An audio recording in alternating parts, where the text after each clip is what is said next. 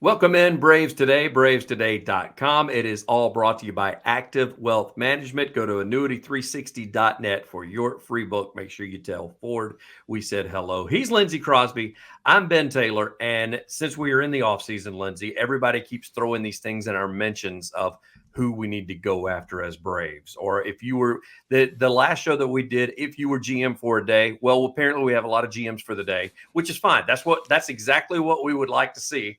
Yeah. And some of the GMs for the day have thrown out some names. So I wanted to throw some names at you just to see what you thought as far, because I said you got to be GM for a day. Turns out you get to be GM for like a week now, because I'm going to keep asking you about these various players. So your contract has been extended past 24 hours. And Got it.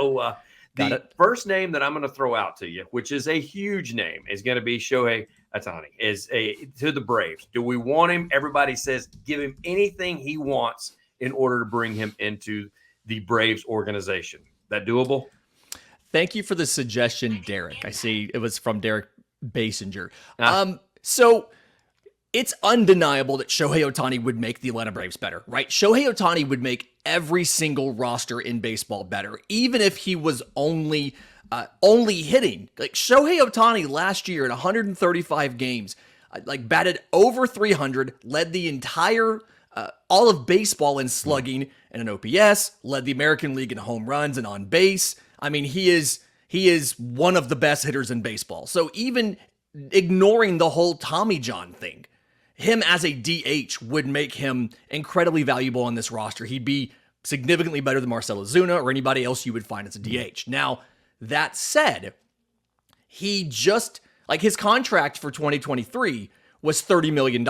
He avoided arbitration by agreeing to a $30 million deal with the Angels, and there's no idea what he might get in free agency as far as a long-term deal. They've talked about it could be the first $400 million contract. Yep. It could be massive. And the thing for the Braves is no Atlanta Braves player has signed a deal that goes for more than $22 million a year. And even when Dansby Swanson wanted to come back to Atlanta and called Alex Anthopoulos to try to get anywhere close to the Cubs' money, the Braves held firm at $22 million a season. And I'm not saying that is like an unbreakable ceiling, right? Like I'm sure that at some point in time, Atlanta will eventually pay more than $22 million a year. But I don't foresee them skyrocketing past 22, even to sign a talent as good as Shohei, who could be $35 million a year or $40 million a year on the open market. So, like, while I would love to have Shohei Ohtani, he's one of the best athletes in baseball. He's tons of fun to watch. And can you imagine him hitting like between Olsen and Riley? Like, just how ridiculous that would be, even if he didn't pitch for you. But I don't necessarily think Atlanta's going to make the massive financial outlay required to sign him. I don't think they're going to be in the same stratosphere money-wise as the team that ultimately does ink him to a long-term deal. The only way I see it being different, caveat here, the only way I see the Braves signing Shohei is if he takes a shorter deal and is not necessarily choosing based on the money alone. If Atlanta could get into the ballpark of where he would be, which would be more than 22, probably no more than the 30 now. But if he were to sign some sort of, let's say, a 2 or 3 year deal with an opt-out and different provisions where if he was pitching back to the level that he was, he could be a free agent and go get a massive deal. That's the only scenario I would see, and even then, I think it'd take Atlanta $30 million a year to make it happen. I think a couple of, or at least one negative, is just what you said, is the money. And the reason being is because everybody has said it. You're going to have to pay him like you pay 2 players. You got to pay for his DH and his hitting ability, and he can still play in the field too. I mean, they put him at right quite a bit, did the Angels organization, so he can be out there in the field too. And then you have to pay him as a pitcher.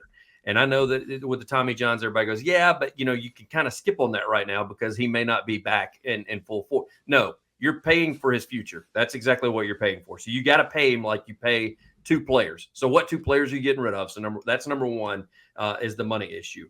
Now, on the positive side and plus side, he has said he doesn't want a major market. That rules out LA, New York, Possibly Houston. I'm not real sure about that, but I don't know that he would go somewhere like that anyway. There was a special that Mike Greenberg did on his show on ESPN where they brought in some specialists to ask about this. He hates big markets. That's why he loves Anaheim. So Atlanta is a middle market as far as baseball that could maybe get away with something like that, where he's not having to do a bunch of endorsement deals. He's not going to be on the billboards downtown Atlanta, or at least he's not going to be asked to go pose for a bunch of pictures to be on those billboards. Yeah. So they could possibly get away with it. Is it a pipe dream? I think so. Yeah. Because this is wishful thinking. Again, as Lindsay and I have just said, we would love to. Every team's going to love to have it. Are you kidding me? I would not in a heartbeat turn down Shohei Ohtani. No, exactly. If he said, you know what? I really like what Atlanta's doing. I wish they'd talk to me. Yeah. AA would talk to him. I promise you. They would be in conversation.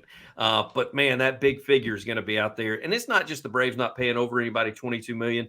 As Lindsay just said, you're looking at $35-40 million a year because you got to pay two players. It's a double position type deal. So should be interesting to see. I do think it's wishful thinking. I do think maybe an agent has been contacted at some point, at least to say, hey, he doesn't want New York. He doesn't want LA. We're a middle to smaller market. Maybe we're somebody he could consider, but I just don't know that that's going to happen.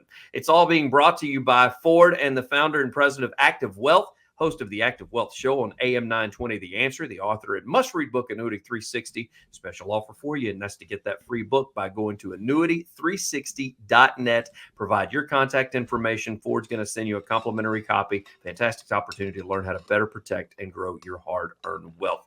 He also has his own show, so if you miss any of that, you can go to activewealth.com or activewealthshow.com, and you can find out more about Ford and his company. But for that free book, go to annuity360.net for more information. All right, got number 2 name for you. Okay. And this is one that he has been in the headlines quite a bit over the past year, not necessarily for a positive reason, because I always say it's all because he talked about home runs and he was like thereof with only one this year. And that is Tim Anderson. Now, I understand he's a shortstop, but we're not talking about getting rid of Arcia. He has said he's willing to play in other places. Your thoughts on Tim Anderson maybe, coming to the Braves? So Jared puts in this about a trade with the White Sox to get Cease and Anderson. I don't necessarily think you're going to have to make a trade to get Tim Anderson. He's on a club option. It's a pretty pricey option. Off the top of my head, I don't know exactly what it is. I wrote it up on the site the other day, but it is an option. And so Tim Anderson is just has been a 2-time All-Star. He was 7th in MVP voting in the American League in the shortened 2020 year. So it's not like he's a complete bum. He batted .322 that year with 10 home runs. He had 17 home runs in 21. It's just he struggled in his age 30 season. I don't hate the idea of bringing in a guy like a Tim Anderson. Again, I don't necessarily think it's via trade.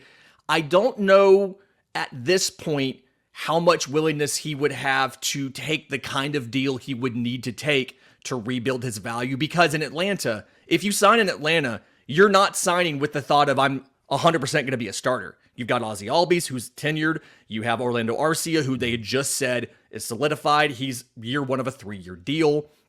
And so I don't necessarily know if he would immediately choose Atlanta, but I do think that a different environment would do him well. I do think that Atlanta's coaches, if there's anybody in the league who could help uncover some of his previous form, I do think it would be Atlanta. And I do think there's an angle a lot of people haven't necessarily discussed, but Tim Anderson, being one of the few African-American players in baseball, has discussed the history of the game and a lot of how that works, and has an appreciation, a public appreciation for historic figures in the game. Playing for the same team that Hank Aaron played for is something he is admitted to being a fan of Hank Aaron, who what baseball player is not.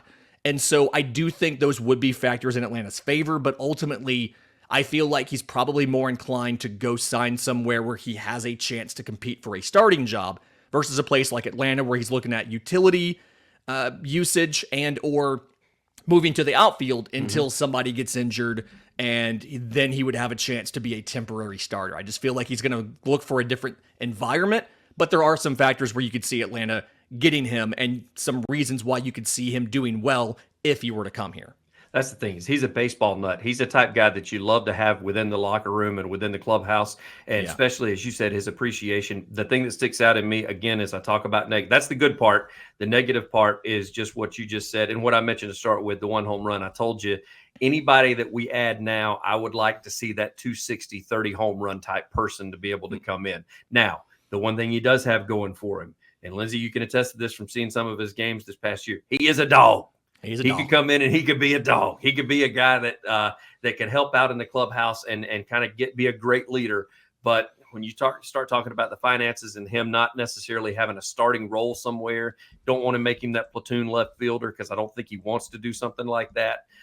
But it is a great name. I do appreciate the possible GMs in the chats that are telling us what they would like, because I do think that is a name to look out for. I think he would be a great addition. Again, like Ohtani, I just don't know that that's feasible with the club and with the Braves. So that is part one, all brought to you by Active Wealth Management. Make sure you go to annuity360.net for your free book. Tell Ford we said hello. We got part two that's going to be coming up shortly. He is Lindsay Crosby. I am Ben Taylor. Lindsay, as always, thank you, bud. Thank you.